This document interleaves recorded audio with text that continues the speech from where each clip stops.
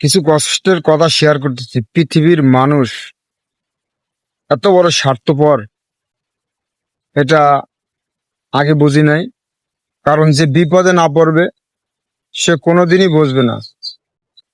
মানুষকে টাকা ধার দিতে পারলে ভালো, দিতে না পারলে তুমি খারাপ। আর দেওয়ার পরে টাকা চাইতে গেলে দোষ, না চাইলে আবার আর এক দোষ। এটা কিন্তু কোনো কোনো বিনিময় না, এটা ধার দেওয়ার বিনিময়। মানুষ টাকার জন্য মানুষকে খুন করে।